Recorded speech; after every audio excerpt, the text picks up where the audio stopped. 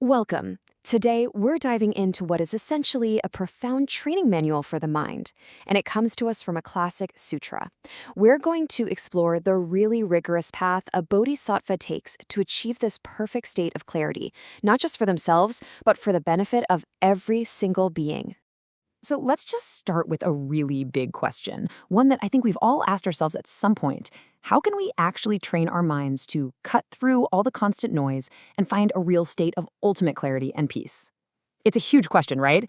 But the text we're digging into today offers a surprisingly specific step-by-step answer. All right, here's our game plan. We're going to start by defining our main concept, this thing called dhyana paramita. Then we'll walk through the 4 concrete steps to purify the mind.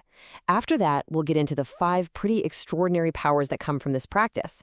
And then, and this is key, we'll unpack the crucial difference between power and wisdom. And finally, we'll see how a bodhisattva uses all of this with skillful compassion. Okay, first things first. This entire journey, everything we're about to discuss, is built on one single foundation, dhyana paramita. You know, getting a handle on this Sanskrit term is the key to unlocking everything that follows. So, dhyana paramita, it basically translates to the perfection of meditative concentration. Now, what's so fascinating about this is the reason for it. This isn't just about finding your own personal Zen garden. The source text is crystal clear. A bodhisattva goes through this intense mental training specifically for the sake of all beings. It's a practice that's completely rooted in this incredible, profound compassion.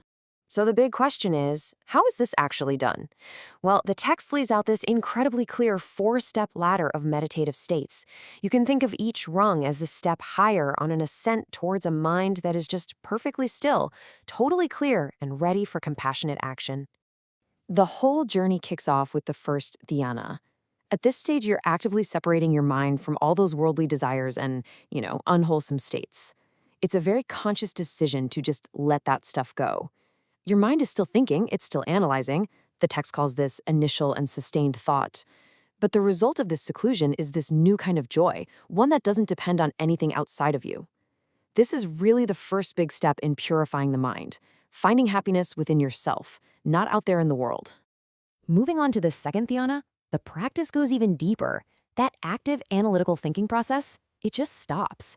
The mind settles down into a state of really deep internal tranquility and becomes one-pointed, which just means its focus is totally unified, totally unwavering. The joy that comes up here is even more profound because it's born not from just being separate from things, but from the raw power of this pure concentration. The mind is literally being purified of its own constant chatter. Now things get even more subtle in the third dhyana. That energetic, bubbly excitement of joy, it starts to fade away. The practitioner detaches from that initial bliss and enters a state of profound equanimity. They're totally mindful, completely aware, and the text says they feel this calm, pervasive bliss all through their body.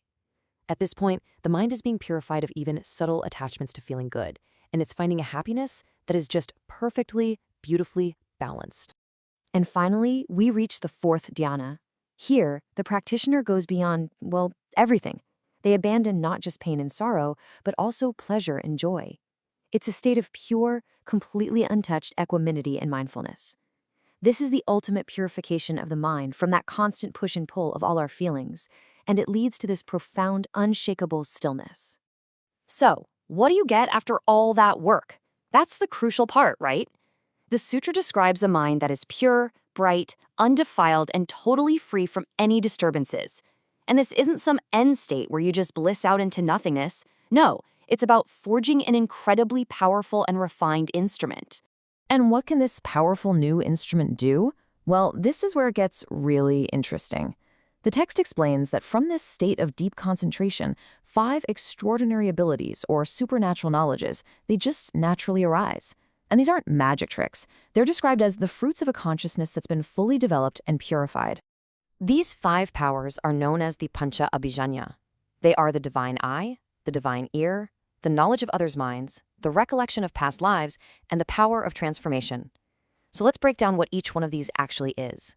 First up, the divine eye. This is the ability to see the cycles of birth and death for all beings. But crucially, it's not just seeing it happen, it's understanding why it's happening, perceiving the karmic results of their actions, and seeing exactly where those actions are going to lead them. Next, we have the divine ear. This is the ability to hear all sounds, completely transcending distance and physical barriers. The text describes it as being able to hear everything, from the voices of celestial beings all the way down to the tiniest insects, and to hear it all without any confusion. The third power is the knowledge of others' minds. This is a direct, unfiltered perception of what's going on inside someone else's head. A bodhisattva can know if someone's mind is tangled up in greed or anger or confusion, or if it's pure and calm. And that allows for this profound understanding of what each person truly needs. The fourth power is the recollection of past lives. This is the amazing ability to remember in vivid detail your own past lives and the past lives of others, to trace that long, long journey of consciousness through time. And finally, we get the power of transformation. This is the ability to actually manipulate the physical world, all in the service of teaching. This could mean appearing in any form necessary to help someone, traveling instantly across worlds, or performing what we would probably just call miracles. And just to give you a sense of the sheer scale of that power, the text offers this unbelievable image. It says, a bodhisattva with the power of transformation can lift Mount Sumeru, the giant cosmic mountain at the center of the universe, with just 2 fingers, and then just toss it to another world system without even breaking a sweat. It's a metaphor for, well, limitless capability. And this is where the whole thing takes a really critical turn.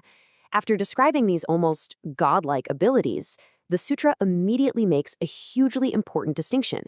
These powers, they are not the final goal. They are just tools. The real prize, the real objective, is wisdom. And here's the contrast laid out perfectly. Power is all about perceiving things and acting within our reality. But wisdom is about understanding the fundamental nature of that reality. So for example, the divine eye lets you see all the forms, but wisdom is knowing that all those forms are ultimately empty of any permanent, separate existence.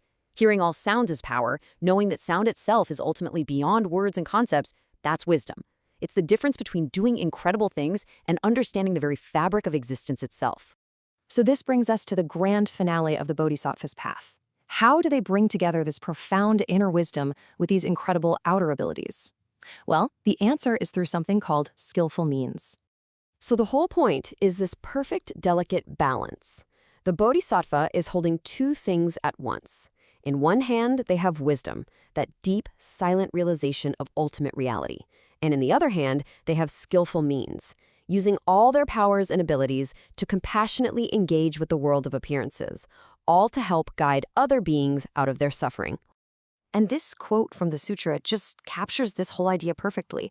A bodhisattva can be fully engaged in worldly activities, teaching, helping, creating, all while never leaving that state of profound meditative concentration. Their action in the world just flows directly from their inner stillness. They are, at the same time, in the world, but not of it. And so all of this leaves us with a pretty big question to ponder. This ancient text seems to suggest that transforming our own mind is the master key that unlocks everything else. So it asks us to really think about what true power is. Is it the ability to change the external world around us? Or is it the much more profound ability to completely master our own internal one?